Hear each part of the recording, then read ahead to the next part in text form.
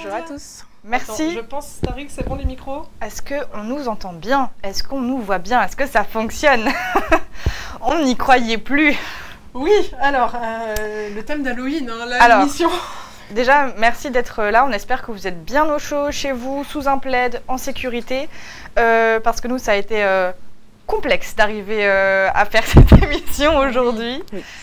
Comme vous le voyez, déjà, on est à un plateau réduit par rapport à d'habitude. On a perdu quelques valeureux soldats en route. Oui. Donc, on vous fera cette émission à 3 en plateau avec le fidèle Tariq aux manettes aujourd'hui. Coucou Tariq, vous ne le voyez pas, mais il est juste là. Et il y a aussi Abdou, vous l'aviez déjà vu à la première émission, qui viendra nous faire sa petite chronique. Donc voilà, comité restreint, mais on a tenu quand même à assurer cette émission. Et on est là, c'est l'essentiel. Et on accueille une nouvelle chroniqueuse quand même. Mais oui, bienvenue à Johanna. Merci. Johanna. Qui nous fait le plaisir de nous rejoindre pour cette saison, qui sera là voilà, de temps en temps, quand elle pourra, quand elle voudra. Et exact. Qui a accepté la périlleuse mission de faire cette émission. Donc merci à toi. Avec plaisir. Et Johanna, pour ta première chronique, t'inquiète pas, je te lance pas, c'est juste je tease ta chronique. Ça marche. Tu nous parleras des 30 ans du traité de Maastricht qui ont permis de fonder entre autres l'Europe. Mais ça, tu nous en parleras juste après. Ouais. On a une pensée toute particulière pour Jonas, qui devait être parmi nous ce soir. Mais la tempête a eu raison de son trajet, en tout cas. Donc, il n'est pas sur le plateau. Je reprendrai sa chronique. Ce ne sera pas une émission qui vole très très haut hein, aujourd'hui, mais on fait comme on peut. Donc, Jonas, je devais vous parler du succès des mangas en fait dans notre culture européenne avec un focus sur l'attaque des Titans parce que le dernier épisode sort samedi. Je vous ferai une chronique aussi, en fait je vous ferai 2 chroniques mais... Pour le prix d'une, c'est super. Mais mon sujet aujourd'hui, je vais vous parler d'une enquête qui a été sortie par plusieurs médias européens. L'enquête s'appelle les Carbone Bombes. C'est une enquête qui dit qu'en gros on est un peu mal niveau climatique, en très résumé. Et enfin, Aline. Oui, et moi, je vais vous parler des ministres qui ne sont pas élus. Voilà. Juste, Tariq, le chat est mis en pause de notre côté. Si tu peux, je sais pas, descendre... Je sais pas, Jonas aussi, je faisais une petite remarque par rapport au son du micro de Jonas. Ouais, parfait, qui est merci. légèrement plus... Non, faut encore descendre. Le volume est un peu plus haut que les nôtres. Faut encore que tu descendes le chat, Tariq, un petit peu pour qu'on puisse le voir. Encore, sinon là, il est en pause en fait. Ouais, je sais pas sur... Chat mis en pause à cause du... Essaie de remonter quelques scrolls et redescendre quelques scrolls pour voir si on peut... Non, mais ta souris n'est pas sur le chat, pardon. Voilà. Là, à gauche encore. On va y arriver, stop. Remonte un peu, voilà, descends. Ah, parfait. Ne touche plus à rien. Okay. On y est. On y goûte. Comme vous voyez, c'est un peu du bricolage. Hein. On va y arriver, je vous le promets. C'est le thème de l'émission. Hein. Vraiment, on a bravé... tempête, vraiment pour venir ici. Et on salue évidemment tous ceux qui sont sur le chat. Ouais, Émilie, Tisba, Celle sur mes frites, Job, Margaïla, Zoé, tout ça. Merci beaucoup. Merci d'être là, ça nous fait plaisir. Ouais. Et donc, je te laisse nous parler d'un sujet belgo-belge. Vraiment belgo-belge, enfin, vous commencez un petit peu à me connaître pour ceux qui étaient là à la saison 1. J'aime bien un petit peu parler du remue-ménage. Hey, il y a Netaz. Hello Netaz, ça fait plaisir de te voir ici. Alors pour la petite anecdote, Netaz était sur notre live culture la semaine dernière. Dernier. Et on lui a parlé de l'émission. Et il est là ce soir. Merci à toi. On s'était posé la question si on allait te voir ce soir. Ça fait super plaisir. Merci d'être là. Et donc le sujet belgo-belge de la soirée. Donc on va parler politique belge. C'est un sujet que j'aime bien. L'année passée, j'ai eu le scandale de Bipos, l'affaire des visas iraniens, la récupération politique de la Pride. Voilà, j'aime bien mettre les mains dans le cambouis belge. J'aime bien la politique belge, franchement. Et aujourd'hui, on va parler d'un sujet qui est au final assez récurrent dans le débat public. C'est les ministres qui ne sont pas élus, qui n'ont pas été élus. Et si j'en parle maintenant, c'est parce que depuis le 22 octobre, on a un nouveau ministre de la Justice, Paul Van Tickel, qui donc n'a pas été élu aux dernières élections. Hello Madaxi. Hello, coucou, hello François. Ah mais vraiment, oh là là, il y a la team, il y a toute la team ce soir, ça fait plaisir. Tout le monde est à distance ce soir, c'est super. Mais parce que la tempête les cloue chez eux, ils sont obligés de nous regarder du coup. À part Augu, petite pensée pour Augu qui n'a pas de wifi dans ses montagnes, donc il nous a prévenu qu'il regarderait la rediff.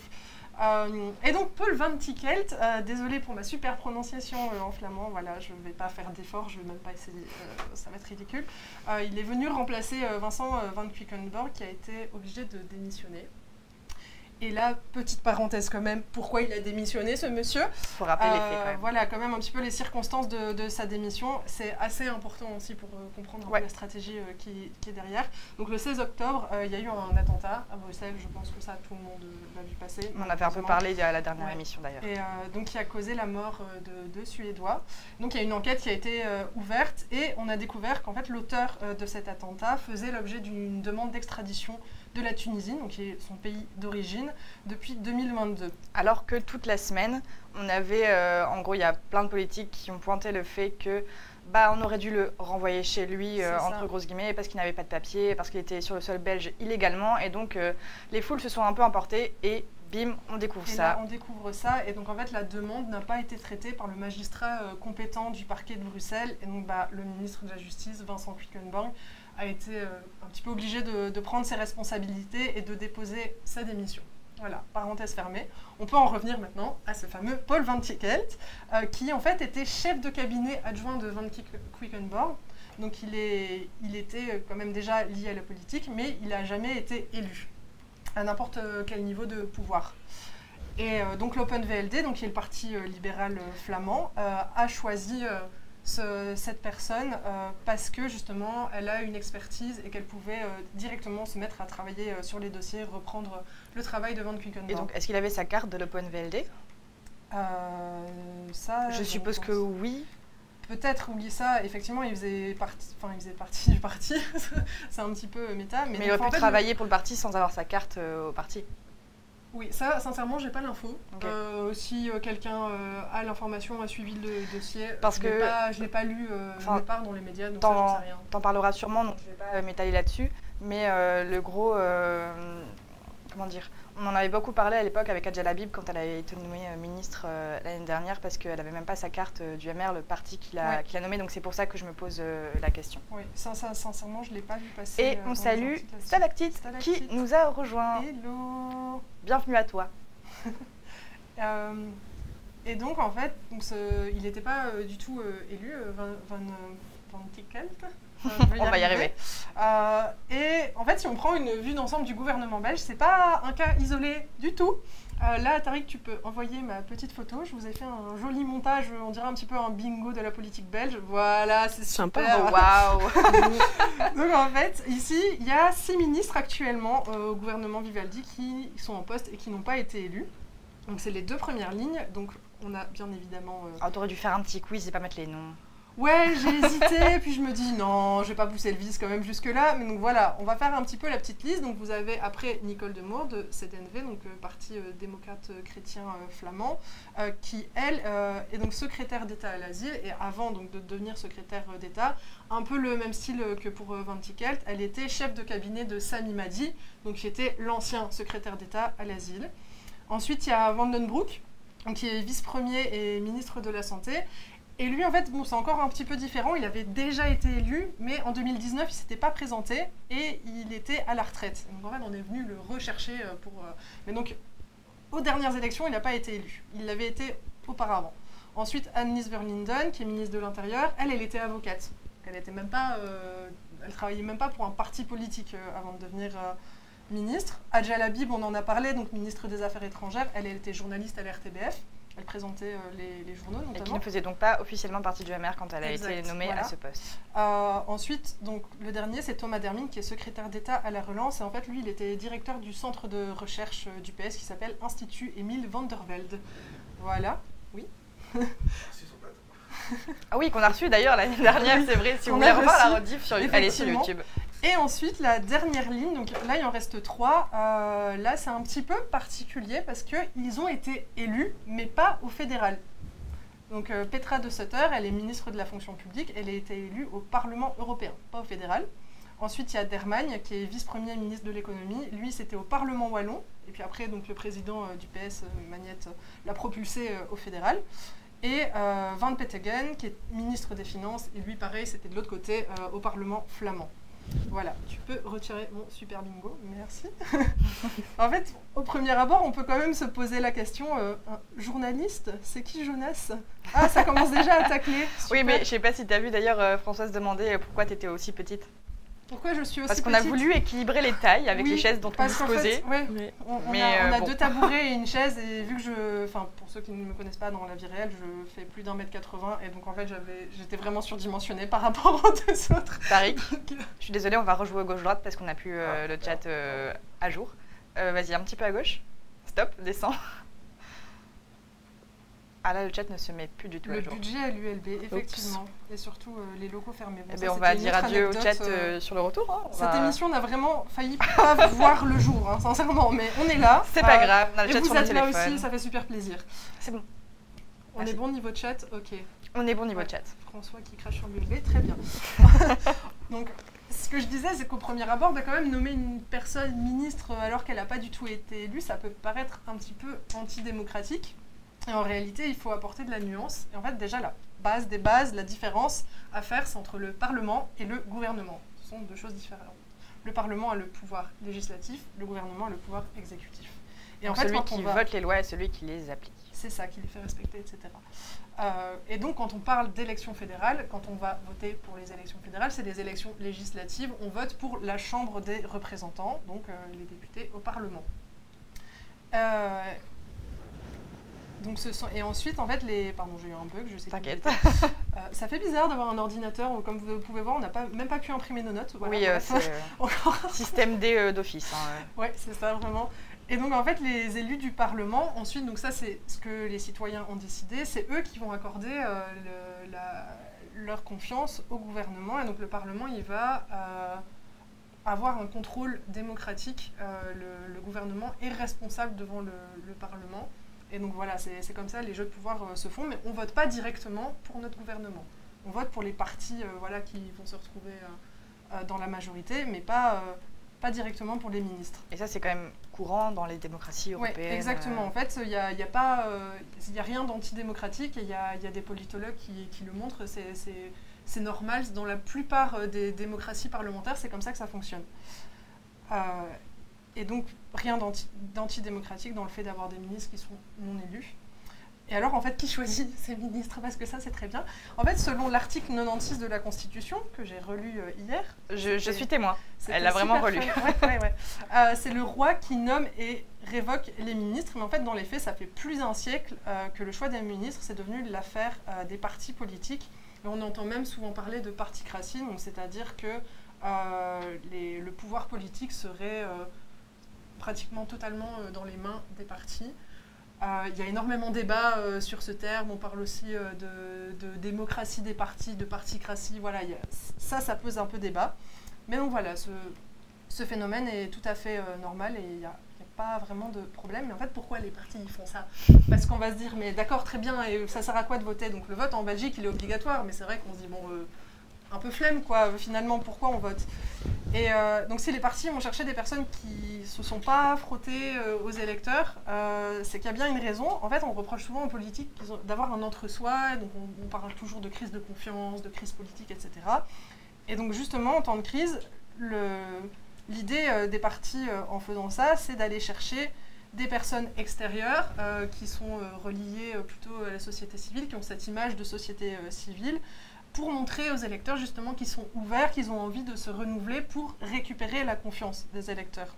En fait, cette stratégie, elle est à double tranchant, parce que soit les électeurs vont être satisfaits de ce choix et du travail du ministre en question, soit ils vont pas l'être, et c'est le risque pour le parti politique de se faire remplacer par un autre aux prochaines élections.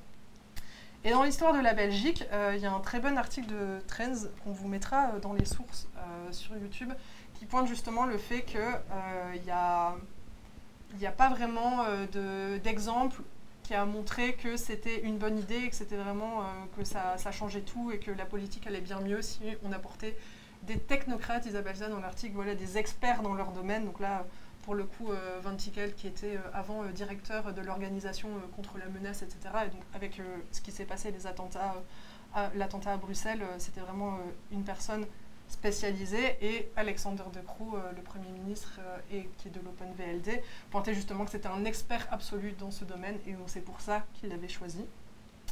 Et donc en fait, dans cet article de Trends, pour y revenir, c'est qu'on voit que c'est pas vraiment payant, il n'y a pas d'exemple où vraiment ça a fonctionné. Et en fait, Paul Van Tichelt, c'est un exemple assez marquant de cette stratégie de vouloir récupérer la confiance des électeurs, parce que l'OpenVLD, si vous suivez un petit peu la politique belge, le parti ne va pas bien du tout. Il n'a jamais été aussi bas dans les sondages. Vraiment, ils sont à, je pense, 5% d'intention de vote, alors que c'est le parti du Premier ministre actuel. Et donc, en fait, il y a même le politologue Karl de Vos de la VUB, donc qui est l'équivalent flamand de l'ULB, Université libre de Bruxelles, Vrije Universiteit de Bruxelles, qui pointe le fait que l'OpenVLD, après les élections ici qui arrivent en 2024, il y ait des chances que en fait, ça n'existe plus, que complètement ça se split, ou en tout cas que ça n'existe plus comme on le connaît aujourd'hui. Et en fait, ça a créé des tensions internes aussi, l'élection, la nomination de Paul Van Tichelt, parce que ça a été décidé sans certaines personnes très importantes du parti. Donc c'est globalement le nouveau président depuis le mois de septembre, Tom Ongevan. Je ne suis pas sûre de prononcer, ça a changé ils ont changé de président en septembre, c'était déjà un peu... ils étaient déjà en crise avant cette histoire. C'est Tom Ongevan, il me semble. Mais je ne suis pas sûre exactement de le prononcer correctement.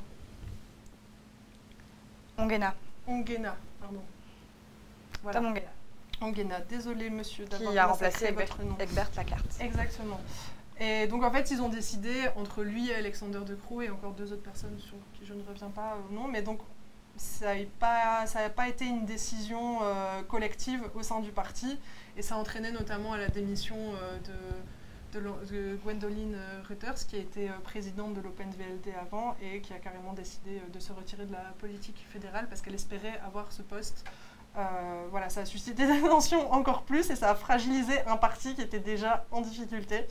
Donc on voit que c'est pas forcément une bonne idée. Voilà. Mais j'allais revenir sur ça, mais tu l'as très bien expliqué, donc je vais peut-être pas m'étendre là-dessus. Mais ce qui est intéressant quand même, c'est que tu as mentionné le fait que ce soit les partis qui décident. Les partis donc, reçoivent un portefeuille en fonction du pourcentage qu'ils ont aux élections fédérales. Et donc ce sont eux qui décident qui va guider ce portefeuille, donc le ministre. Mais moi, ce que je trouve intéressant, c'est que tous les partis n'ont pas la même manière de désigner ces personnes. Chez Écolo, là, c'est beaucoup plus démocratique, on va dire, comme système, parce que c'est une assemblée générale. Donc voilà, quand, par exemple, avec la démission de Sarah Schlitz, il y a eu une assemblée générale pour désigner son ou sa remplaçante, pour le coup, sa remplaçante. Donc voilà, là, c'était vraiment une décision collective que OpenVLD, et c'est le cas dans la plupart des partis quand même, c'est le président de parti et quelques autres parfois qui décident sans vraiment se concerter avec le reste des membres du parti. Voilà qui on met, donc chacun place un peu ses pions. Mais le gouvernement de technocrates, entre guillemets, ça a été vachement aussi reproché et pointé du doigt en France quand Macron est arrivé en tant que président, parce qu'il y a aussi plutôt des profils d'experts qui sont arrivés en tant que ministre. Mais surtout, même Macron, corrige-moi si je me trompe, mais il me semble qu'il a été ministre alors qu'il n'a pas été élu. Enfin, il ne s'était jamais vraiment présenté à des élections avant de se présenter. Il était manqué avant. Oui, avant de se présenter à la présidentielle, pourtant il a été ministre. Oui. Et il ne s'était jamais présenté aux élections. Voilà. Exact, sous François Hollande, il a été ministre pendant cette présidence-là. Mais après, à mon avis, on s'en fout évidemment. Mais est-ce que c'est pas, la question qu'on pourrait se poser, c'est est-ce que c'est pas plus mal d'avoir une sorte d'équilibre aussi dans un gouvernement entre des gens experts de la politique, experts du gouvernement qui vont guider les novices là-dedans, mais d'un autre côté, moi ça me semble pas forcément aberrant d'avoir quelqu'un qui a été, médecin dans sa vie en tant que ministre de la Santé et qui connaît aussi la réalité du terrain qu'il supervise avec son portefeuille, parce que comme tu l'as justement dit, l'un des gros reproches qu'on fait souvent au gouvernement et aux ministres, c'est ils prennent des décisions alors qu'ils n'ont aucune idée de ce que nous, sur le terrain, on vit Et voilà, c'est un équilibre à trouver. Et évidemment, Jonas le rappelle dans le chat, on avait fait une super chronique sur... Enfin, super, c'est peut-être pas le mot. On avait fait une chronique, en tout cas, sur Sarah Schlitz au moment de sa démission l'année dernière, que vous pouvez bien évidemment retrouver sur YouTube. Et on a encore un message que je ne vois pas. Voilà. Ah, Présigos qui nous dit salut la team. Et le Présigos qui a bien mis le lien de la, si je me trompe, la vidéo de Sarah Schlitz. Quel enchaînement, parfait. Super. Merci beaucoup. Donc voilà, n'hésitez pas à cliquer, à lâcher vos petits pouces et à vous abonner sur YouTube. Et à suivre la chaîne si vous ne la suivez pas encore. Sur Twitch aussi. Bon, bah merci Aline. Je ne sais pas si tu voulais rajouter quelque chose. Non, je ne sais pas si vous aviez une autre question. Non, c'était super. Bah, c'est un dossier que j'ai pas mal suivi, donc pas forcément de questions, mais j'ai dit... C'est un sujet qui me passionne personnellement. Donc, ouais. Et qui, comme tu l'as dit aussi, ne concerne pas que la Belgique. Enfin, voilà. Oui. La France aussi. Eh bien, merci. On va vous laisser quelques secondes, ça devrait pas être giga long, le temps de retrouver Abdou pour la prochaine chronique.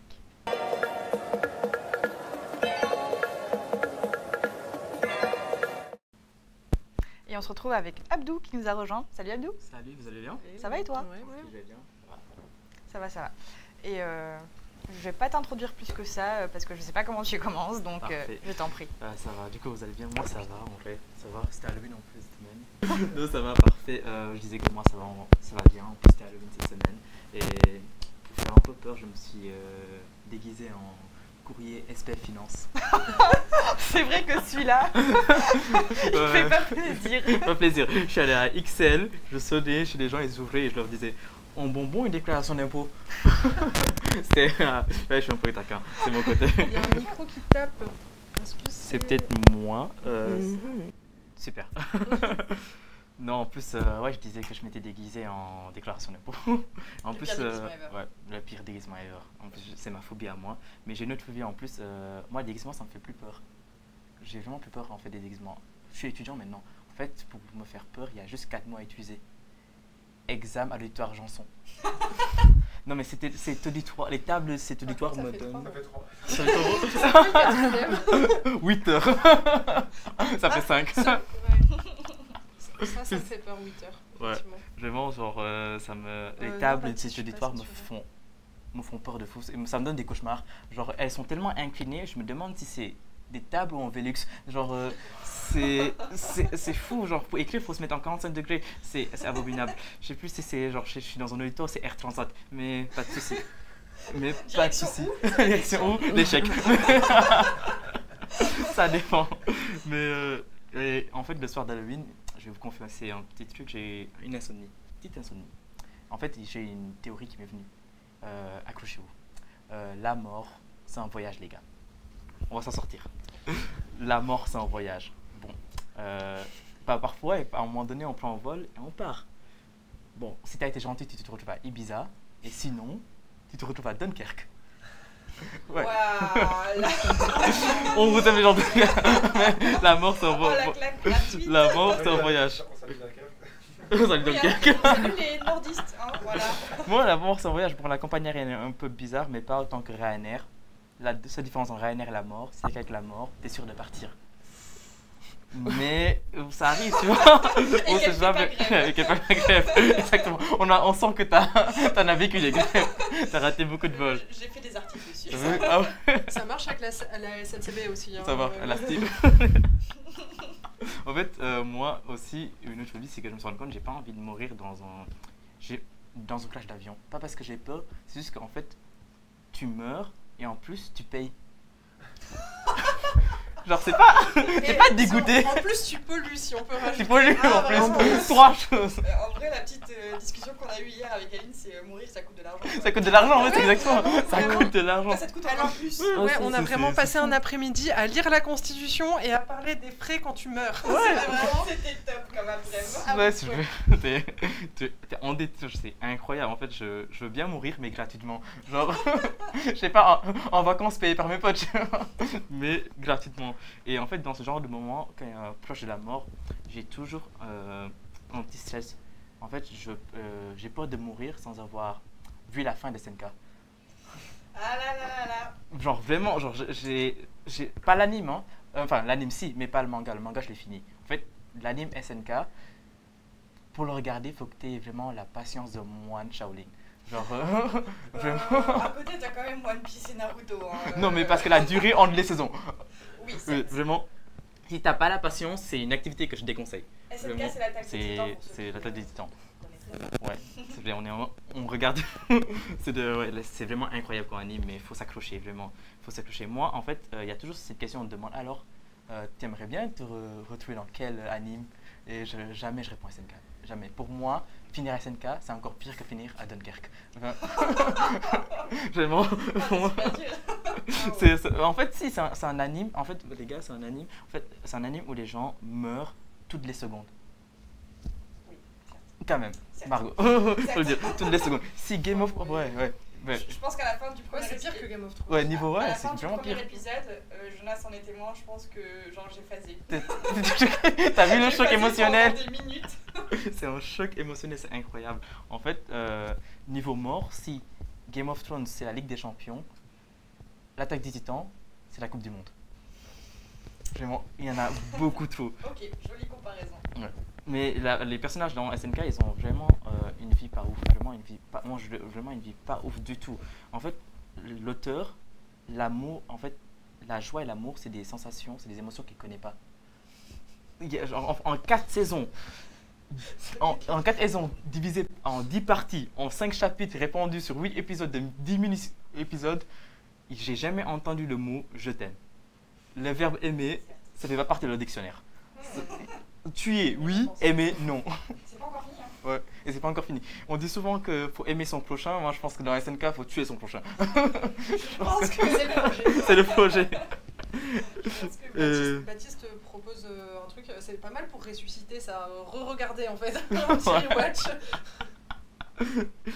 Moi, c'est en plus, j'adore me le refaire cette année. J'adore le binge-watcher parfois, alors qu'il n'y a pas tout qui est sorti, mais bon. Et en fait, j'ai compris une chose, SNK a révolutionné le shonen. Vraiment, ça a révolutionné le shonen. C'est dingue. Un héros comme Eren qui fait autant de dingueries, c'est incroyable. En fait, Eren, il a fait tellement de dingueries qu'à côté, Light Yagami, c'est un petit joueur. Alors, est-ce qu'on recontextualise pour les gens qui n'ont jamais vu Death Note? Ouais. S'il vous plaît.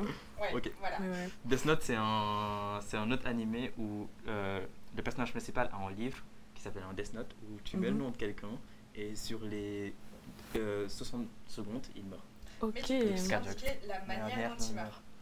D'accord. N'importe qui peut faire ça. N'importe qui. Genre, par exemple, si tu mets maintenant Margot arrive chez moi avec 50 millions d'euros, elle arrive avec 50 millions d'euros, et au moins, t'es millionnaire. En fait, SNK, et du coup, Death Note, c'est vraiment un seinen, ce qui est vraiment plus sombre qu'un shonen. Shonen, c'est vraiment tout ce qui est l'aventure, alors c'est One Piece, Naruto, et seinen, c'est vraiment tout ce qui est un peu triste. Light Yagami, c'est le héros dans, le personnage principal dans Death Note, qui a ce Death Note, et en fait, au bout d'un moment, il se prend vraiment pour un dieu vivant qui décide qui vit, qui meurt.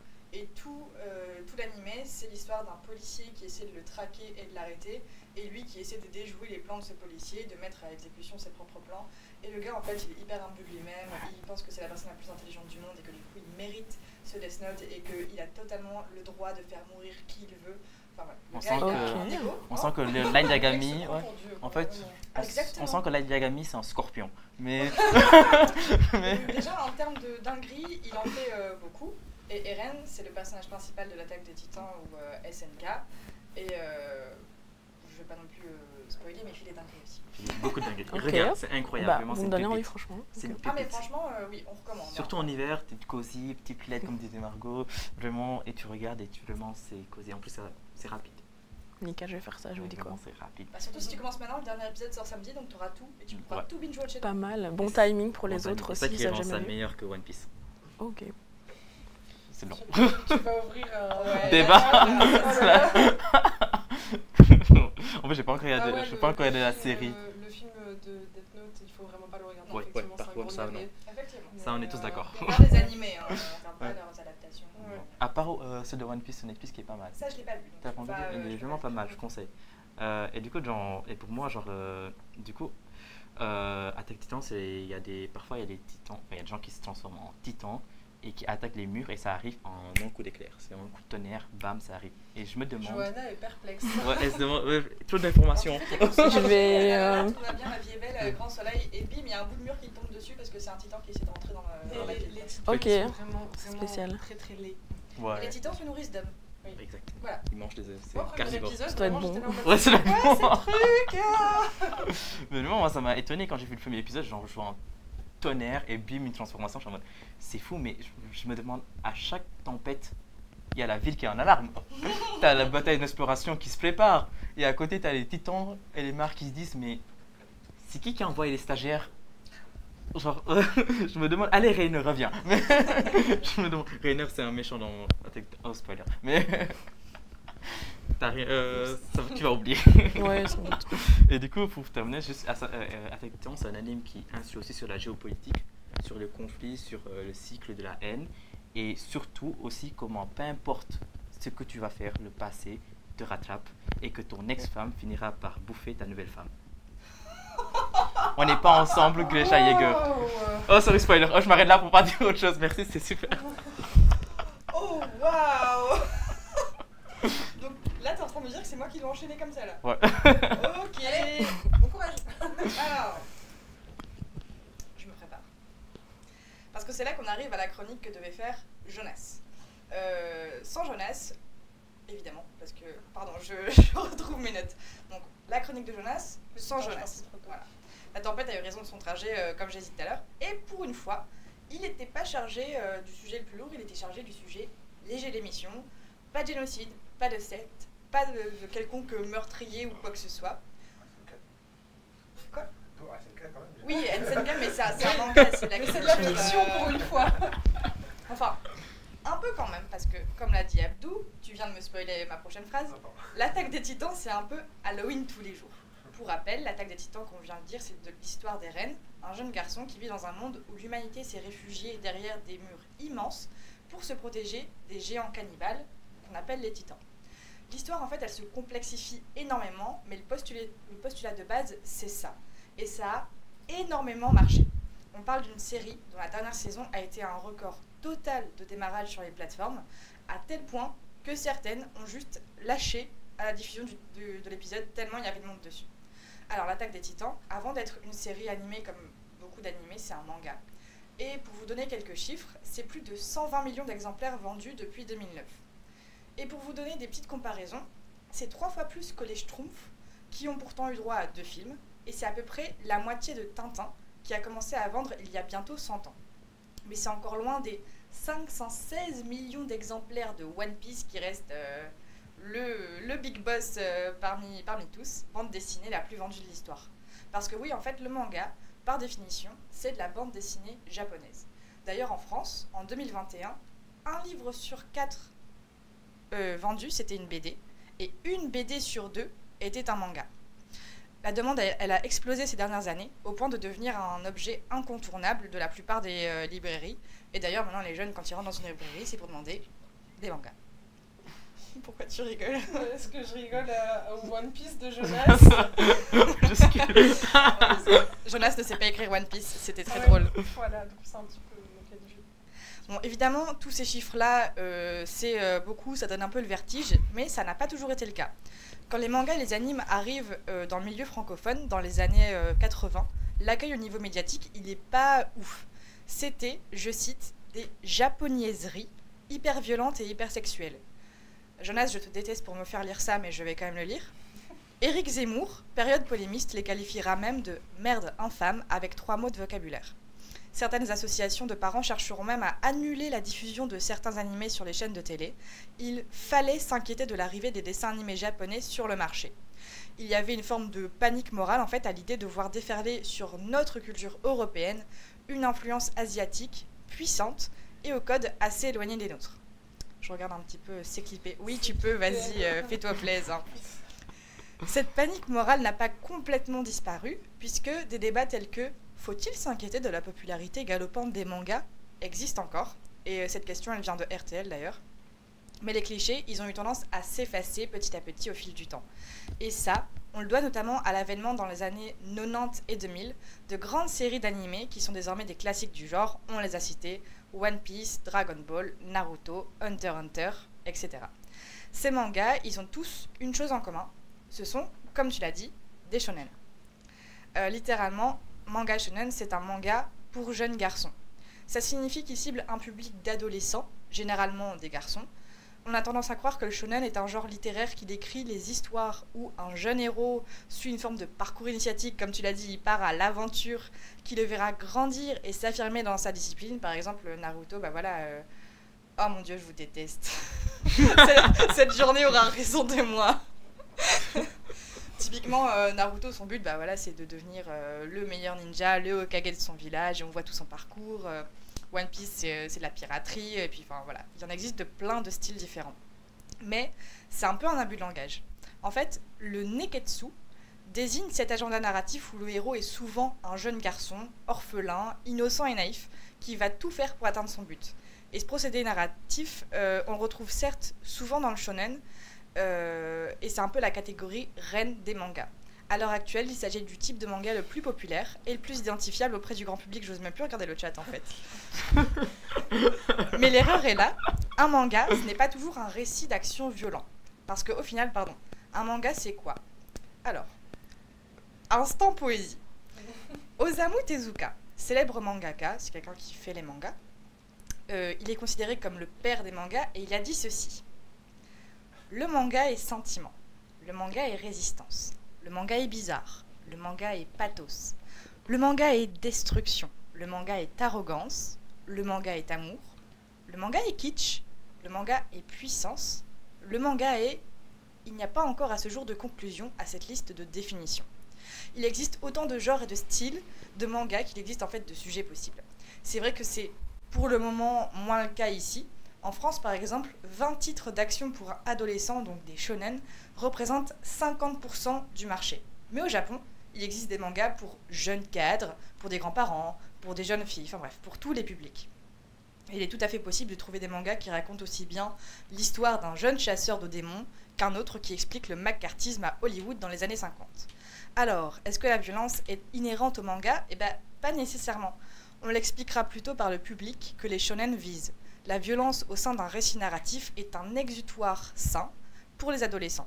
Vous voyez par exemple Astérix, qui tabasse les Romains. La violence est présente, mais pas pour autant malsaine. Juste, je check le chat. Je retrouverai le nom de ce manga. Ah, mais le chasseur aussi, je connaissais pas du tout. Mais bon, est-ce que la violence des shonen Je vais y arriver. Est-ce que la violence des shonen peut à elle seule expliquer le succès international des mangas? Bah évidemment non, c'est bien plus complexe que ça. On va revenir brièvement dans les années 80 pour revenir sur une émission qui a changé beaucoup de choses dans le paysage médiatique francophone et qui parlera sûrement aux plus âgés ici, le Club Dorothée. En 1987, TF1 a déjà profité du succès de Goldorak. On sait déjà que les dessins animés japonais ont un potentiel de grande audience.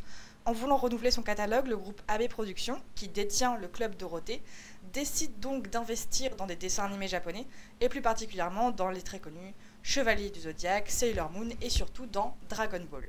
Le public français fait alors la connaissance de Son Goku, un jeune garçon orphelin, attention c'est un neketsu, naïf et innocent, encore une fois un neketsu, doté d'une queue de singe qui va chercher à réunir les 7 boules de cristal, mais c'est pas Tintin, en affrontant des ennemis de plus en plus puissants, encore une fois un neketsu. Le succès sera immédiat. Et Dragon Ball et ses nombreuses suites marqueront leur époque, et la preuve, on les connaît encore maintenant. Car Dragon Ball reprend un élément crucial du succès des mangas, le rapport entre le personnage et l'histoire. Dans un récit classique, les personnages sont au service de l'histoire. Chaque personnage, avec ses caractéristiques propres, vit des péripéties imposées et considérées comme centrales dans la narration. Dans les mangas, c'est l'histoire qui est au service des personnages. Et chaque péripétie vient renforcer la légende des héros qui grandissent et se construisent au fur et à mesure de l'histoire. Son Goku, donc je reprends enfant innocent dans le premier livre, devient un demi-dieu à la personnalité marquée au fil du récit. Les lecteurs grandissent avec les personnages qu'ils suivent, s'y accrochent et en connaissent toutes les facettes. Parlons de Naruto, par exemple. C'est pas moi qui l'ai choisi, même si j'adore, c'est Jonas qui a écrit ça, mais je suis très contente qu'il ait choisi cet exemple. Naruto, on connaît son signe astrologique, son plat préféré, son type d'humour, son groupe sanguin, son village d'origine, sa famille, ses amis, Bref, alors qu'on ne sait même pas si Lucky Luke, c'est son vrai nom ou si c'est un pseudo. Et en fait, cette complexité qui se cache derrière une simplicité de surface, c'est probablement ce qui rend les mangas si universels. On qualifie l'Attaque des Titans, dont Abdou a parlé, et d'ailleurs il a mentionné cet aspect d'œuvre à tiroir. Ça signifie que tu peux la lire comme une histoire d'action, comme une œuvre satirique, comme un roman politique, comme un essai sur le devoir de mémoire, etc. Il y a plusieurs façons d'apprécier l'œuvre, plusieurs niveaux de lecture, et je pense que c'est pour ça que Baptiste disait c'est un plaisir de le revoir en fait finalement. C'est comme les bouquins que tu relis. Ce qui fait qu'un enfant y trouvera son compte et appréciera les scènes d'action, ou qu'un adulte s'emportera sur les différentes visions politiques qui les opposent. Et c'est là que réside la force des mangas, dans leur capacité à parler à tous les publics, à toutes les opinions, comme dans cette citation de l'Attaque des Titans. Le dernier épisode sort samedi, d'ailleurs je ne l'ai pas assez dit, n'oubliez pas. Cette citation qui dit « En réalité, en ce monde, la vérité n'existe pas, tout le monde peut devenir un dieu ou un démon, pour peu que les autres en décident ainsi. » Voilà qui témoigne de la complexité de l'histoire. Bonne soirée tout le monde et prudence en rentrant chez vous, c'était les mots de Jonas. Un grand merci à lui pour cette chronique et de nous avoir vraiment mâché le travail pour pouvoir la faire. Mais je ne sais pas si vous avez quelque chose à dire sur les animés. Moi j'ai plein de choses à dire si vous voulez. Le truc avec SNK, ce qui est bien, c'est qu'à chaque fois que tu le revois, il y a une nouvelle interprétation qui arrive. Ouais, c'est ce que Baptiste disait aussi. C'est voilà, en connaissant déjà un peu les personnages, tu as une autre lecture. Oui, tu as une autre lecture, tu redécouvres à chaque fois une nouvelle signification. C'est incroyable. Et moi, je viens de le dire, je suis une très grande fan de Naruto. J'ai déjà tout regardé, pas Boruto, mais Naruto. Et donc, il y a plus de 900 épisodes. Je ne vous cache pas que ce fut assez long. Mais j'ai quand même tout regardé, j'étais super fan. Et maintenant, c'est vrai qu'il y a aussi ce moment nostalgique. C'est tellement un animé que j'aime. Il y a aussi ce côté un peu bonbon, nostalgie, etc. Mais je pense que je serais capable maintenant de le recommencer de zéro et de le tout remater et d'avoir un autre niveau de lecture. Et ça m'a marqué parce que je pensais pas que ça allait me plaire autant, parce que Naruto, pour moi, c'était ce que les garçons, quand j'étais petite, ils aimaient bien et je comprenais pas pourquoi. Et moi, Margot, je crois que je devais avoir 18 ans quand j'ai commencé Naruto. À 18 ans, j'ai commencé un animé que je pensais pour enfants, pour garçons, et j'ai vraiment kiffé. Mais parce que j'avais des niveaux de lecture de mon âge qui se rapportaient à des choses que j'avais vécues moi dans la vie. Et en fait, dans Naruto, il parle de choses hyper dures. Il parle déjà d'un mec qui est tout seul, que personne n'aime, et qui il fait absolument tout pour arriver à son but, malgré le fait que tout le monde lui mette des bâtons dans les roues. Et il rencontre aussi plein de personnages. Les méchants, en fait, il essaie un peu de les mettre de son côté en leur expliquant la beauté de la vie, entre évidemment 10 000 guillemets, c'est très résumé. Mais tu te dis, bah oui, moi ça me fait penser à, je sais pas, telle période de ma vie, telle période de ma vie. Et tu te prends des claques de vie en regardant Naruto, c'est un truc de malade.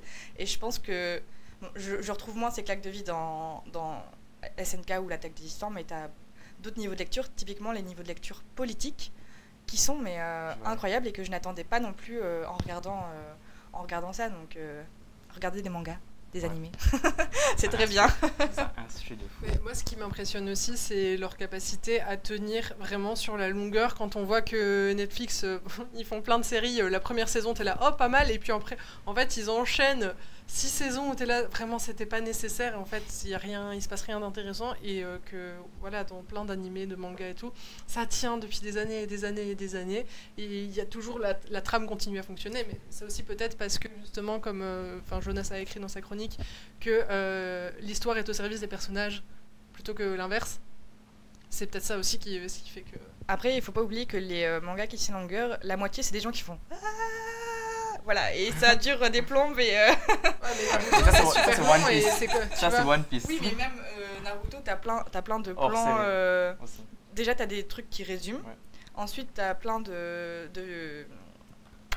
retour dans le temps. Oui, comment on dit j'ai oublié, attends.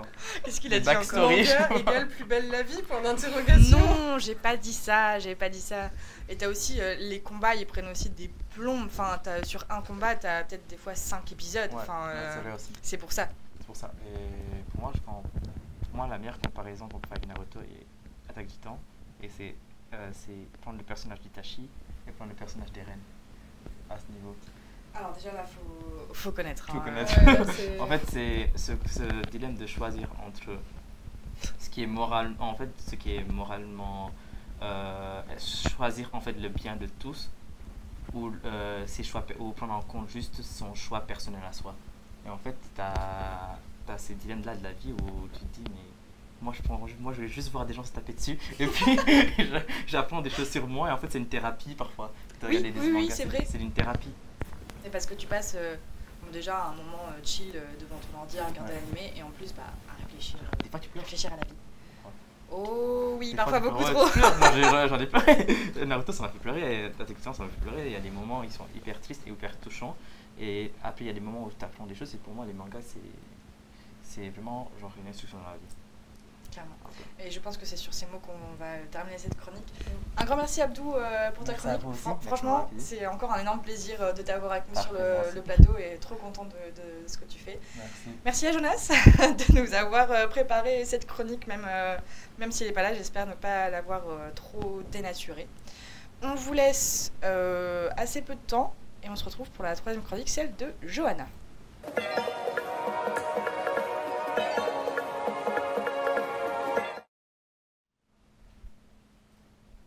Et nous voilà de retour pour la première chronique de Johanna qui va nous parler d'Europe.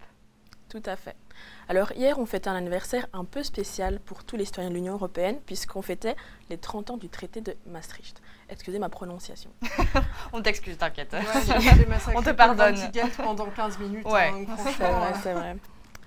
Alors, pourquoi est-ce que ce traité est si important pour l'histoire de l'Union européenne? Tout simplement parce que c'est le traité majeur qui a établi l'Union européenne qui a permis d'en faire ce qu'elle est aujourd'hui. Avec ce traité, on va au-delà du marché commun et c'est dans ce traité que le terme Union apparaît pour la première fois. Il s'appelle aussi d'ailleurs le traité sur l'Union européenne. Et donc, si vous avez bien suivi, j'ai dit que ça faisait 30 ans. Si vous calculez vite, c'était en quelle année? Oh là là. Alors, 93. c'est l'entrée en vigueur en 93, mais ça a donc été signé le 7 février 92, mais donc entrée en vigueur 1er novembre 1992. Waouh, il y en a une qui a lu, il y en a une qui n'a pas lu. Voilà, devinez Tu laquelle. m'ôtes les mots de la bouche, donc c'est bien ça. En 92, le traité a été signé dans la ville de Maastricht, dans le sud des Pays-Bas, par 12 pays, et il entre en vigueur le 1er novembre 1993. Pour que vous fassiez une idée de ces 12 pays, je vais tous vous les citer. Donc, on a l'Allemagne, la Belgique, le Luxembourg, le Portugal, le Danemark, les Pays-Bas, la France, le Royaume-Uni, l'Irlande, la Grèce, l'Italie et enfin l'Espagne, qui ont donc tous signé ce traité. Comme vous l'aurez sûrement compris, ce traité a permis d'installer pas mal de choses, mais je fais un condensé.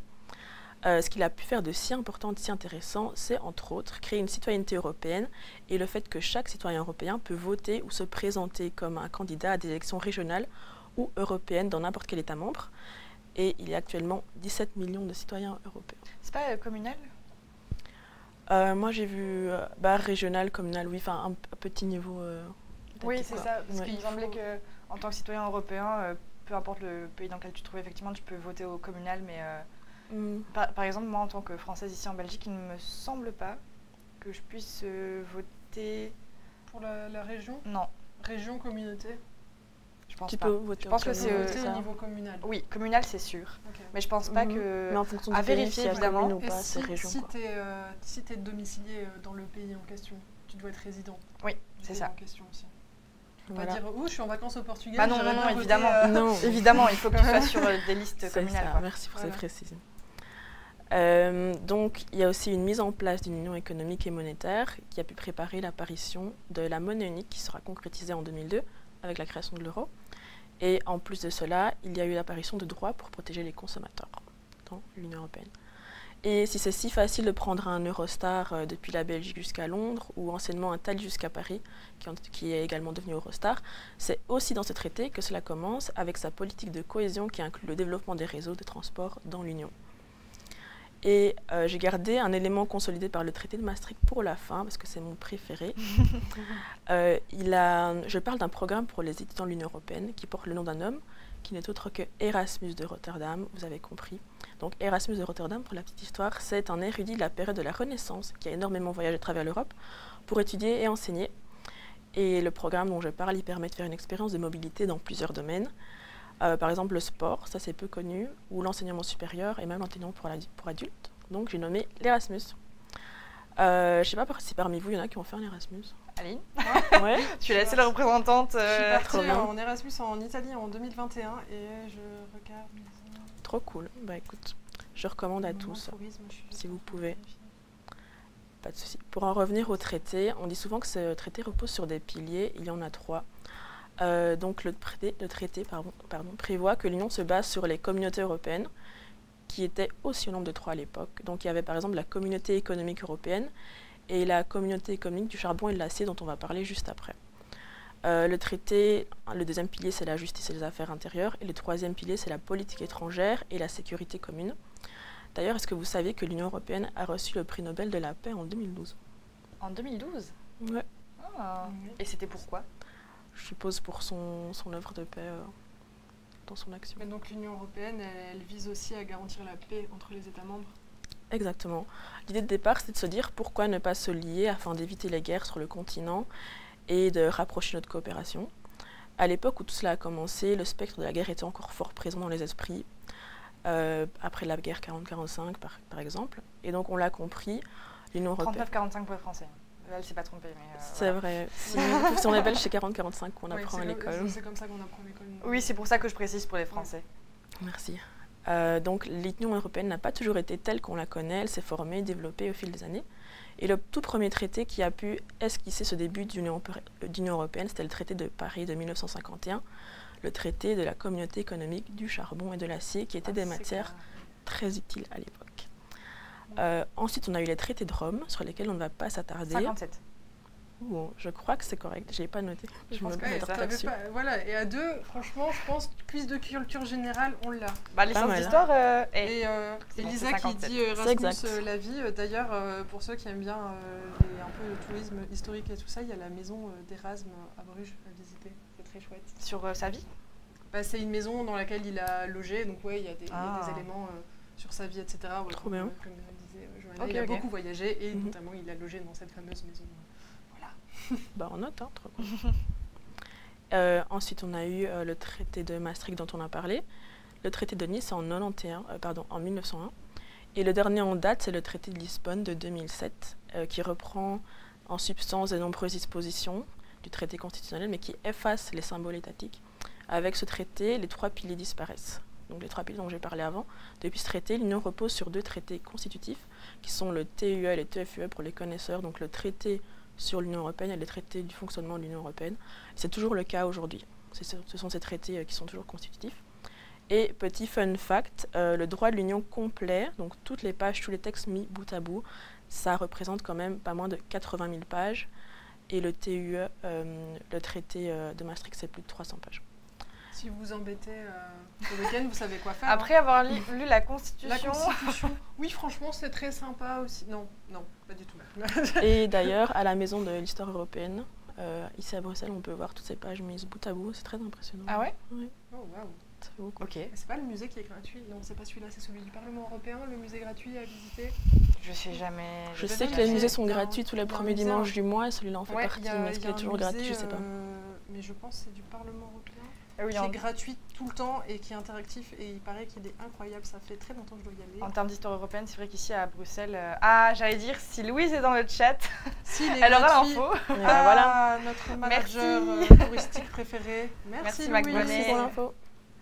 Mais oui, on est servi en termes de musées sur l'histoire européenne.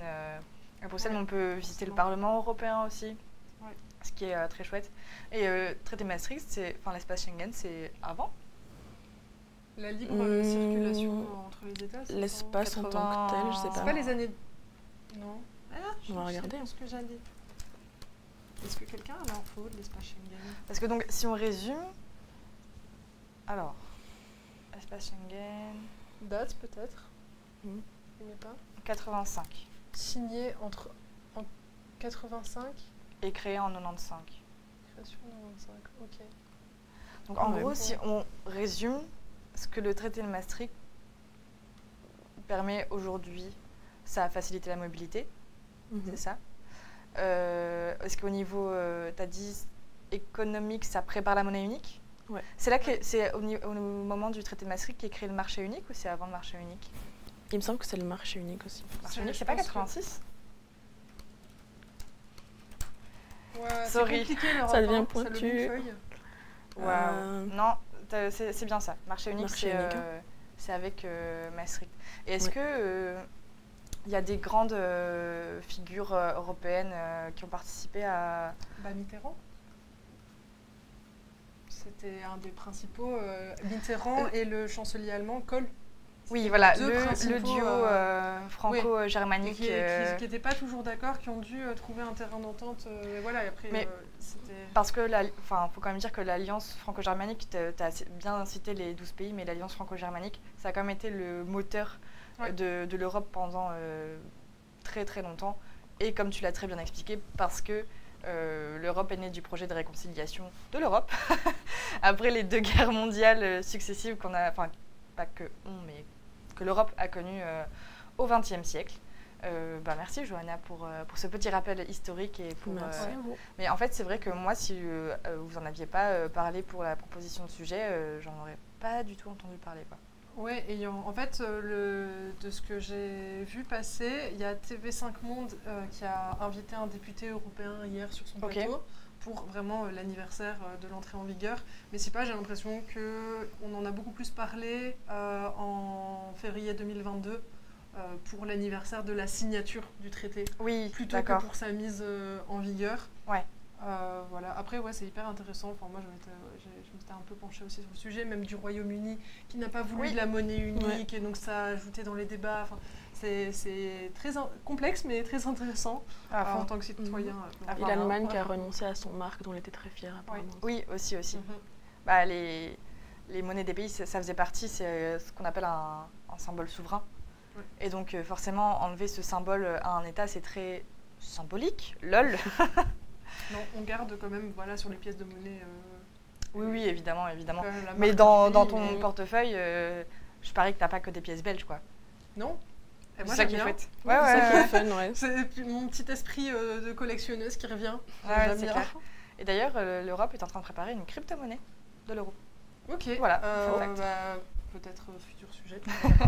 Et comme Jonas le dit très justement, bravo pour ta bravo. première chronique, Jonas. Merci Jonas. Et sur ces félicitations, on va vous laisser quelques secondes.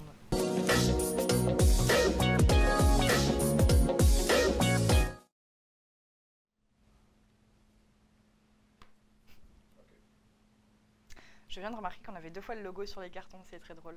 On est un peu imbu de notre logo, mais en même temps il est très beau. Donc pourquoi pas le mettre 2 fois. J'ai même pas fait attention. Je viens de le voir. Là, Je viens de le voir. C'est pas grave, c'est pas grave. Ça veut dire par contre, ça veut dire que la première émission c'était le cas aussi parce que j'ai juste modifié Non. les titres. Non, c'est le problème de ce logo-là. Mais Ah, c'est pas d'accord. grave, c'est pas grave. Ah oui, Une donc c'est pas émission, ma faute, c'est la faute de système des Très deux bien. fils. J'aime bien rejeter la faute sur les autres. On se retrouve donc pour la première chronique que je vous ai préparée. Et je vous préviens, il va falloir s'accrocher. Parce que je vais vous parler d'une enquête. Une enquête collaborative à laquelle ont participé de nombreux médias européens, parmi lesquels Le Soir, The Tate, Le Monde, The Standard, enfin bref, les grands classiques. Et cette enquête, qu'est-ce qu'elle dit ? Eh bien, elle nous apprend qu'entre 2020 et 2022, il y a au moins 20 nouvelles bombes climatiques, aussi appelées carbone bombs ou bombes de carbone, qui ont été activées. Alors, avant d'aller plus loin, je vais quand même citer les sources qui ont permis à ces médias de sortir cette enquête, parce qu'ils se sont basés sur le travail de 2 associations françaises, Data for Good et Eclaircies, qui se sont elles-mêmes basées sur les données du Global Energy Monitor. Et en fait, ce qui est ouf, c'est que ce sont des données complètement accessibles en ligne. C'est totalement open source. Tout le monde peut avoir accès à ces données. Et il y a aussi le projet Banking on Climate Chaos qui a permis d'apporter des précisions sur les financements dont je vais vous parler plus tard. Et d'ailleurs, hier, j'ai fait un petit tour sur le site des Carbon Bombs qui est très didactique. On vous mettra le lien du site dans les sources si vous voulez aller voir vous-même. Avant de continuer, la question que tout le monde se pose, c'est quoi une carbone bombe ? En fait, tout part d'un travail d'un monsieur qui s'appelle Kjell Kuhn, qui est chercheur à l'université de Leeds au Royaume-Uni. En 2022, il publie une étude qui s'appelle « Bombe carbone, cartographie des principaux projets liés aux énergies fossiles pour nos champions en anglais ». Parce que j'avais mis le titre avant que je n'ai absolument pas lu en anglais. Tout va bien. Et en fait, le travail de ce monsieur, il répertorie 425 projets d'extraction d'énergie fossile. On entend par là charbon, gaz et pétrole. Et en fait, ces 425 projets, ils sont tellement énormes qu'il les a appelés les carbone bombs. Alors, c'est quoi? Ça veut dire quoi énorme? Parce qu'on utilise des grands mots comme ça. Ça veut dire quoi important?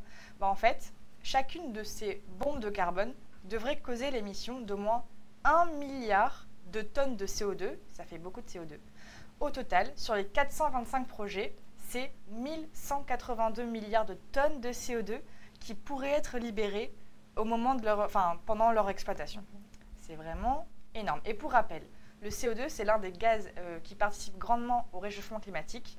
Sauf que, si on se rappelle quand même, le but, c'est quand même de limiter ce réchauffement. Notamment, si j'évoque les accords de Paris, qui ont été conclus lors de la COP 21 le 12 décembre 2015. C'est donc un traité international juridiquement contraignant sur les changements climatiques. Il a été adopté par 196 pays, ce qui est quasiment la totalité des pays reconnus par l'ONU. Et il est entré en vigueur en novembre 2016. L'objectif de ces accords, c'est de maintenir l'augmentation de la température moyenne de la Terre bien en dessous de 2 degrés au-dessus des niveaux pré-industriels. Et vraiment, l'objectif ultime, ce serait de limiter le réchauffement climatique à 1,5 degré au-dessus des niveaux pré-industriels. C'est là que l'appellation de bombe prend tout son sens, parce que ces 1182 milliards de tonnes de CO2, ça représente 2 à 3 fois la limite que l'humanité s'est fixée pour respecter les accords de Paris. Et donc évidemment, il ne suffit même pas d'exploiter toutes ces bombes pour qu'on explose tous les plafonds. Mais je reviens là à l'enquête des carbone bombes qui est parue d'ailleurs cette semaine dans les pages des journaux que je vous ai cités. Sur les 425 projets, depuis 2020, comme je vous l'ai dit, il y en a 20 qui ont été activés et seulement 2 ont été fermés. Et on retrouve ces bombes un peu étalées partout sur tous les continents. C'est là c'est peut-être là juste la nuance, c'est pas des projets d'extraction, c'est des projets mais qui sont déjà en fait activés. C'est pas juste on va peut-être activer. Non, justement. Sur ces 425, ils sont pas tous activés. Sur ces 425, ils ne sont pas tous activés. Non. Parce que là, c'est des nouveaux qui ont été activés. En fait, sur ces 425, sur 2 ans, il y en a 20 qui ont été activés. Okay, d'accord. 2 qui ont été fermés, donc qui ne vont pas être exploités. Mais il y en a encore 400 et quelques, on ne sait pas. Qui sont en activité. C'est des projets. Non. Ça, par contre, c'est en open source, mais donc ça, ces données-là, on ne les a pas. On ne sait pas s'ils sont déjà activés ou pas. Si. C'est ça que je ne comprends pas. C'est marqué sur la petite carte. Operating not started, stopped. Ok, merci. Donc là, quand au moins on me dit projet, je suis là, oui, mais du coup il est en cours, il n'est pas en cours. Pour moi, un projet, il n'est pas encore commencé. Justement, ces projets, certains ont été commencés, certains n'ont pas été commencés, mais ils pourraient être exploités si jamais des gens le décidaient. Et donc, comme je vous le disais, ces projets, on les retrouve absolument partout sur le globe. Tarek, tu peux envoyer la jolie carte qui est complètement gratuite sur le site des Carbone Bombes. Donc, on va un petit peu regarder où est-ce qu'il y en a le plus. Et c'est quand même sans surprise que je vous dis que le pays qui compte le plus de carbone bombs, c'est la Chine. On y retrouve 141 projets, ce qui revient à environ une bombe sur 3. Ensuite, en lointain deuxième, il y a quand même les États-Unis avec 28 bombes climatiques. Et dans son sillage, il y a la Russie, l'Arabie Saoudite, l'Australie. Côté européen, vous voyez, il y a quand même quelques petits points. On retrouve certains gisements actifs cette fois-ci, en Bulgarie, en Serbie, en Norvège, en Allemagne et en Grèce. Mais en Europe, il y a aussi quelques projets de potentielles bombes, cette fois-ci qui ne sont pas encore activés, comme en Ukraine, au Danemark, en Pologne et au Royaume-Uni. Je pense que c'est bon pour la carte, Tarek. Merci beaucoup. Et pour respecter les accords de Paris, en 2021, il y a l'Agence internationale de l'énergie qui a dressé une sorte de feuille de route qu'on devrait suivre si jamais on voulait respecter ces accords, ce qui serait quand même chouette. Cette feuille de route, elle s'appelle Net Zero Roadmap. Et pour l'objectif en fait de cette guideline, enfin ligne à suivre, je vais y arriver, c'est qu'on atteigne la neutralité carbone d'ici 2050. C'est-à-dire qu'on émette autant de CO2 qu'on en capture. Donc en gros, que la balance s'équilibre et qu'on arrive à un zéro. Et si je dis capture, c'est parce qu'en fait, la nature, notamment les océans, les forêts, ont la capacité de recapturer le dioxyde de carbone qui est lâché dans l'air. Sauf que la nature, en fait, elle n'a pas la capacité d'absorber absolument toutes les quantités de CO2 qu'on émet, sinon ce serait trop facile. Et donc, pour parvenir à la neutralité carbone, l'AIE est claire, il faudrait dès maintenant arrêter d'exploiter les nouveaux gisements d'énergie fossile. Sauf que... il y en a 20 nouveaux qui vont... Il y en a 20 nouveaux qui ont été exploités, et il y en a 420 qui sont en attente, enfin 400 et quelques qui sont en attente. Mais l'enquête des carbone bombes, elle va évidemment plus loin que de pointer l'endroit où il y a ces bombes climatiques. En fait, elle démontre que certaines entreprises investissent dans ces gisements. Par exemple, il y a environ un mois, le groupe américain ExxonMobil, qui est une société de pétrole et de gaz, elle a racheté une société spécialisée dans l'exportation de la production de pétrole et de gaz qui s'appelle Pioneer Natural Resources. Il s'avère même qu'ExxonMobil exploite au total pas moins de 16 bombes carbone dans le monde, ce qui est quand même pas mal.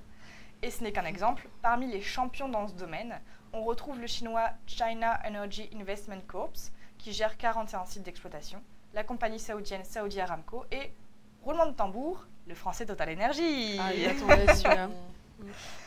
Et vous vous doutez bien que ces investissements, ils ne peuvent pas se faire sans l'aide d'institutions financières qui donnent leur accord pour de tels projets. Il faut forcément des sous derrière. Et les champions dans ce domaine, ça reste encore une fois les Chinois qui auraient investi 541 milliards de dollars dans les bombes carbone, suivis par les Américains avec 525 milliards de dollars. La France obtient tout de même une jolie 4e place avec 154,5 milliards de dollars. La France qui, elle, est en partie impliquée au travers de ces banques commerciales que sont la Société Générale, ou une autre qui nous parlera beaucoup plus, BNP Paribas Fortis.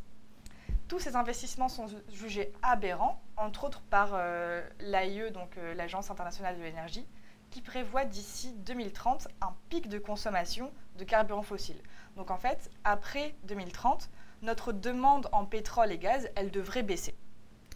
Et en fait, l'AIE dit simplement qu'investir dans un bien qui sera de moins en moins demandé, c'est complètement contre-productif et illogique. Alors que c'est justement l'argument de la porte-parole de Total qui dit oui, mais justement, vu qu'il va y avoir un pic en 2030, il faut qu'on continue à ouvrir de nouveaux sites d'exploitation. Non, sauf que sur le moyen terme, cet argumentaire ne tient pas la route parce que les investissements qui sont faits maintenant, ils vont en fait aboutir dans quelques années et 2030 en fait, c'est demain. C'est ça. Et donc investir là-dedans, pour l'AIE en tout cas, ça n'a pas de sens. Malgré l'ampleur du problème, je vous vois déjà venir, surtout dans le chat vu ce que je me prends depuis tout à l'heure. Oui, mais jusque-là, t'as pas évoqué la Belgique. Alors, oui. Et non, il y a Jonas qui fait cocorico. Ouais, j'ai vu. Et en soi, vous aurez raison, parce que, comme vous l'aviez vu sur la carte, on ne retrouve pas de bombes climatiques sur, ou plutôt sous le sol belge. Mais je suis désolée de vous décevoir, ce problème concerne aussi la Belgique, et pour 2 raisons. Premièrement, la Belgique contribue au financement des projets visant à exploiter ces bombes climatiques. À l'instant, je viens d'évoquer BNP Paribas. Et la Belgique, elle est actionnaire de cette banque, qui fait partie du top 5 des banques qui financent l'industrie fossile. Et elle détient plus exactement 5,1% du capital de la banque française. Et deuxième point, la Belgique importe son énergie fossile, donc essentiellement du pétrole et du gaz, de pays où on le retrouve ces mégagisements. Selon le SPF Economy, en 2022, la Belgique elle a importé du pétrole brut qui venait des pays de l'OPEP, principalement l'Arabie Saoudite et l'Irak, mais aussi à 22% de Russie, à 11,8% de Norvège, à 9,6% du Royaume-Uni, à 9% des États-Unis. Et dans ces pays-là, on retrouve des pays que je vous ai cités tantôt qui accueillent qui accueillent des bombes climatiques. Et c'est à peu près le même constat en fait pour le gaz. Bon, c'est vraiment très dark comme constat et ça vend pas du rêve, en tout cas pour l'avenir climatique. Et la solution, ce serait juste, pour respecter les accords de Paris, ce serait simplement, ce mot est un peu... De suivre la recommandation de l'Agence internationale de l'énergie et d'arrêter. Et d'arrêter l'exploitation de tels gisements, mais je viens de vous parler de ces énormes investissements qui sont faits, et donc ça semble complexe et ça semble ne pas être sur les rails, tout ça. Et certains pays, il y a quand même des pays qui montrent l'exemple, qui envisagent ou qui ont déjà pris la décision d'arrêter ou de limiter l'exploitation des énergies fossiles. Bon, je vais vous les citer, ça va vous faire rigoler, mais moi je trouve qu'ils ont le mérite d'exister. C'est le cas des îles du Pacifique, du Vanuatu et Tuvalu, qui l'année dernière, elles ont rejoint le traité de non-prolifération des énergies fossiles. Il y a le Groenland aussi qui a abandonné tous ses projets d'exploitation pétrolière et gazière, et le Danemark, lui qui s'est engagé à ne plus extraire de gaz ou de pétrole dès 2050. Et évidemment, tout ça, ce sera, je pense, un des sujets discutés, en tout cas un des enjeux de la COP28 qui commencera le 30 novembre. Mais je voulais quand même souligner l'énorme travail d'enquête que sont ces carbon bombs. Le dossier, si vous voulez lire sur les différents médias, est édifiant. Il prend un peu de temps parce qu'il est découpé en chapitres, ils présentent leur méthodologie. Ils vont évidemment beaucoup plus loin que moi dans les explications. Ils font des focus sur la Chine, la Pologne, le Canada aussi, je pense. Et c'est super intéressant. Mais je pense en tout cas, un mois avant la COP28, que ce genre d'enquête sorte pour, entre guillemets, que la bombe explose au visage de tout le monde et que tout le monde se rende compte aussi de l'importance que c'est. Groenland for the win, bah oui, je vous avais dit que vous alliez rigoler au Tuvalu, Vanuatu et Groenland. Voilà, c'est pas forcément des pays qui pèsent très fort dans le game international, mais je me dis qu'au moins, c'est des pays qui ont le mérite de faire le premier pas à ce niveau-là et qui montrent que c'est le Groenland possible. Au niveau de l'activisme et tout ça, ils ont beaucoup de populations autochtones qui sont très mobilisées, très organisées et ils font un taf. Enfin, c'est vrai que c'est quelque chose dont on parle peu, mais c'est assez impressionnant si vous voulez un peu suivre l'activisme au Groenland. Enfin, moi, à chaque fois, ça m'impressionne. Et il faudrait vérifier l'info, mais est-ce qu'il n'y aurait pas un gisement de pétrole en fait en dessous du Groenland aussi et ce que je trouverais encore plus. Mais le Groenland, c'est le Danemark. Oui, ils n'ont pas pris les mêmes décisions. Écoute, peut-être qu'ils sont indépendants à ce niveau-là pour décider. Oui, je sais pas du tout. En fait, c'est pour ça que je parlais de l'activisme au Groenland spécifiquement parce que c'est, d'accord, oui, c'est rattaché au Danemark, mais il n'y a pas les mêmes mentalités, la même histoire, etc. Voilà. Donc, ça reste une colonie finalement. Donc voilà, évidemment, je vous mettrai on vous mettra toutes les sources je vais y arriver dans les commentaires YouTube et sur le Google Doc qu'on met dans les commentaires YouTube pour nos sources, si ça vous intéresse. C'est quoi cette histoire? C'est pour ça que Trump voulait acheter le Danemark? Oh, je n'ai pas connaissance de cette histoire. J'ai pas cette info. Ah ouais? Ah ouais? Tariq hoche la tête. C'est une vraie info? Oh waouh, attends. What? Trump, achat. Désolée, d'habitude on n'a pas nos ordi, mais là, système D, tout ça, donc... Et donc on en profite. Trump confirme qu'il aimerait acheter le Groenland en 2019. Ah, parce que les ressources et tout, d'accord. Ah bah oui. Le Danemark s'est dit prêt à faire des affaires, pas à vendre. Oui, bah c'est sympa, hein. C'est sympa. Bon. Merci d'avoir été attentif à cette chronique qui n'était pas évidente à saisir, mais si ça vous intéresse, je vous invite à lire le dossier dans vos différents médias nationaux. Oui, c'était le Groenland, mais t'inquiète, on a retrouvé l'info, c'est gentil, mais ouais. Territoire autonome, merci Tariq, effectivement. Eh bien, on va peut-être lancer la dernière partie de cette émission. Tariq, si ça te va. Pour finir l'émission en beauté quand même, parce que Tariq nous a préparé un petit jeu. C'est le retour du jeu. Oui. Qui est content? Moi. Bon bah du coup je coupe le chat. Hein. Ah oui, le chat, on le laisse ou pas sur l'écran? Ah pardon.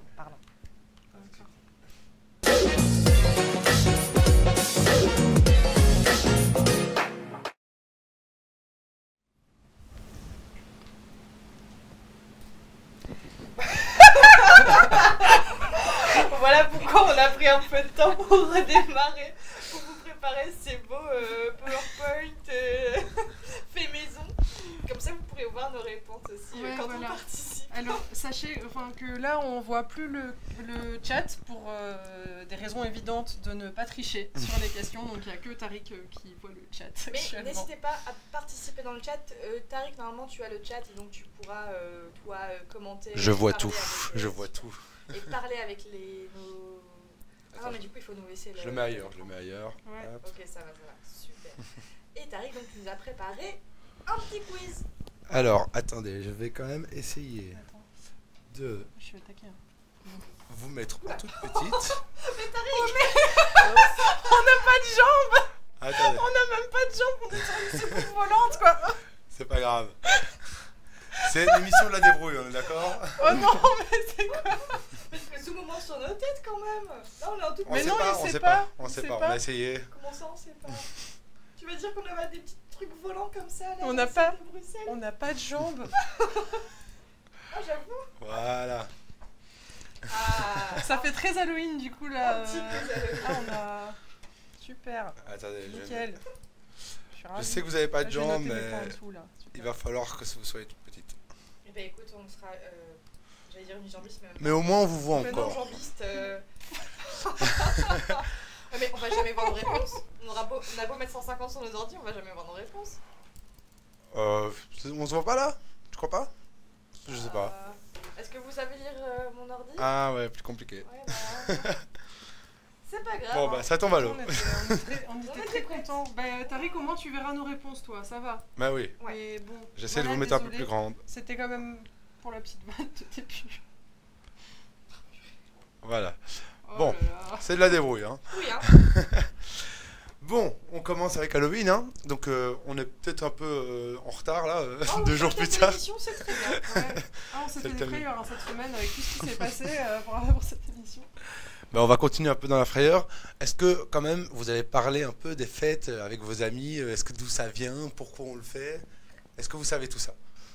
J'ai eu des vagues cours de culture anglo-saxonne au collège, mais ça remonte.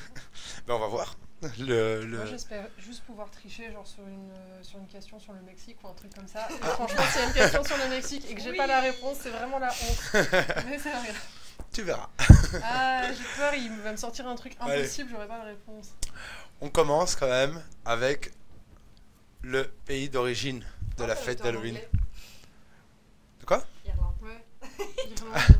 Ah bah, Alors, alors vous avez un PC pour répondre à la question. 1, 2, 3 ou 4. Irlande, Danemark, France ou Royaume-Uni? Je sais déjà pas. moi non plus. Alors j'ai pas mis les numéros mais 1 Irlande, Danemark 2, Moi, j'ai on mis est d'accord.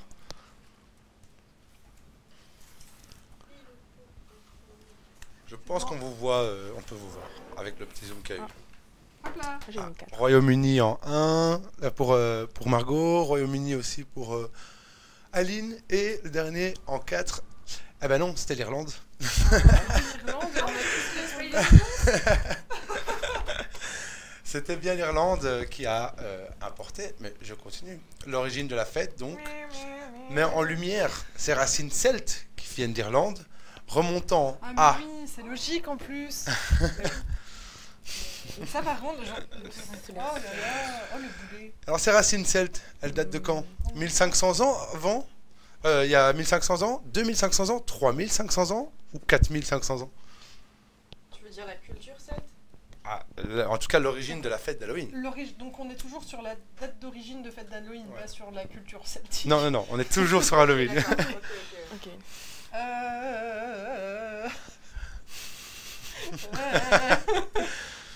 Est-ce que c'est avant Jésus-Christ? Après Jésus-Christ?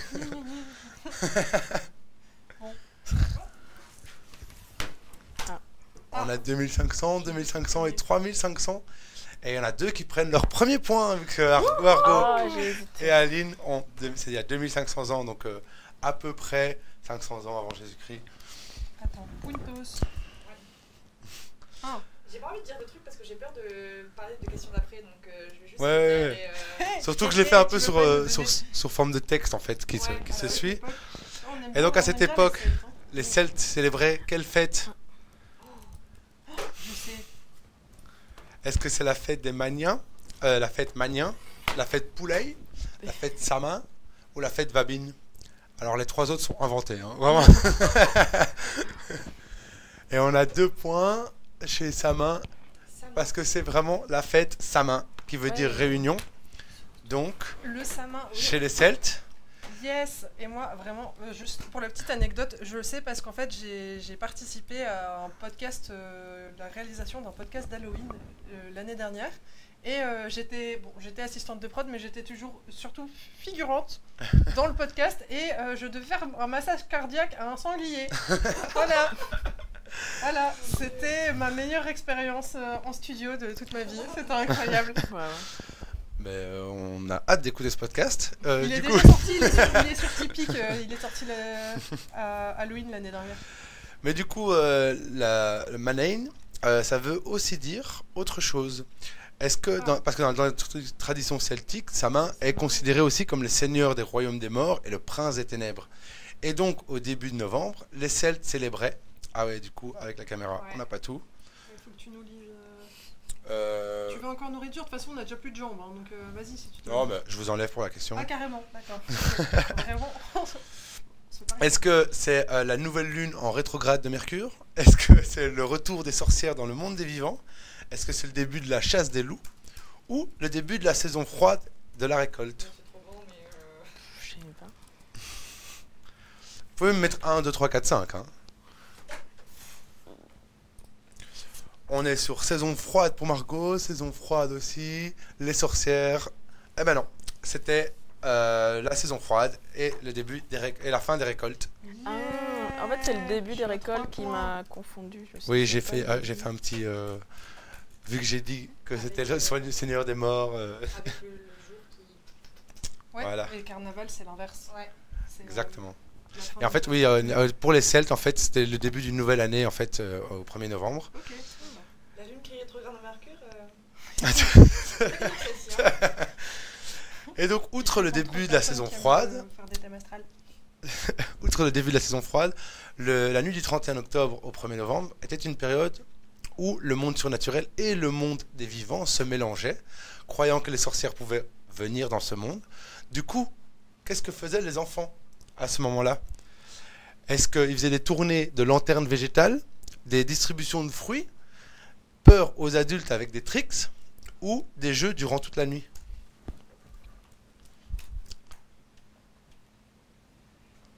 Ça réfléchit très fort là. Wow, là, j'en sais strictement rien. Bon. Je sais pas. Moi non plus.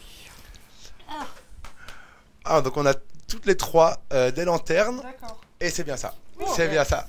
Alors là, c'était au pifomètre. Hein. C'était vraiment au pifomètre. Et oui, parce que Faut pas du vous coup, inquiéter, hein. les enfants, effectivement, ils portaient des navets ou des betteraves évidées avec des visages éclairés par des bougies. Et au fil du temps, la fête d'Halloween, notamment avec l'émigration des Irlandais aux États-Unis, mais quand est-ce que s'est passée cette émigration? Est-ce que c'était à la famine du 19e siècle, pendant la révolution industrielle, la conquête de l'Ouest ou la nouvelle évangélisation catholique? Ah, n'importe quoi, n'importe quoi. Pardon. Enfin, je pense. Alors, Je sais c'était pas. d'office au 19e siècle, hein, l'immigration des Irlandais. On n'a toujours pas la question. J'avais pas lu le dernier. Je sais pas. Tout ça, toutes ces périodes se sont passées J'ai retourné au dedans. 19e siècle, évidemment. Mais il y a une chose qui a fait émigrer les Irlandais aux États-Unis. Ok. Bon, je sais pas. J'ai peut-être un peu trop pris la confiance. Alors, je te le compte aussi, mais c'est bien la famine au 19e siècle. Le mildiou, les patates. Les patates qui ont tout tué, qui ont tout tué le mildiou. Mais du coup, ça va, j'avais raison, mais en fait, le dernier m'a fait douter. Mais non, en fait, les Irlandais, ils sont catholiques, donc c'est bon. Alors, un petit récapitulatif des scores. Je suis à 5 points. 5 points pour Aline, 4 pour Margot et Johanna, et 3 pour Johanna. Allez, on a... Ne manque pas de nous le rappeler. Tout le monde peut encore gagner mon petit quiz Halloween. Et donc, aux États-Unis... Oh, le petit fantôme. Ah ouais, il s'est chauffé. Et donc là, on a la question pour Aline. En plus, t'avais le temps. Aux États-Unis, Halloween s'est américanisé hein, au fil du temps, avec des éléments tels que les citrouilles sculptées, des décorations liées à l'automne. Mais la fête est également influencée par la fête mexicaine. Mais comment s'appelle cette fête mexicaine? Oh là là. Oh, elle est cadeau celle-là. Ouais. Ah bon? Allez, hop. Est-ce que c'est El Día de las Muertas, El Día de los Muertos, El Dio de los Muertos ou El Dio de los Muertas? Bien, Oh là là. El Día de los Muertos. Oh, ce petit accent. On a tous Évidemment. l'écriture. Mais franchement, j'ai eu peur. T'aurais pu aller chercher un truc bien plus compliqué. Hein. J'ai failli le dire en plus avant de commencer. Je me dis, tout le monde la connaissait et du coup, je voulais jouer un peu sur les connaissances en espagnol de chacun et chacune. Qui célèbre du coup la mort d'une manière beaucoup plus décontractée que ne le font ailleurs. Halloween a été introduit d'ailleurs en Europe dans les années 90, et même si les événements thématiques sont organisés, des enfants sonnent chez leurs voisins pour réclamer aujourd'hui des bonbons. L'influence de cette fête est avant tout...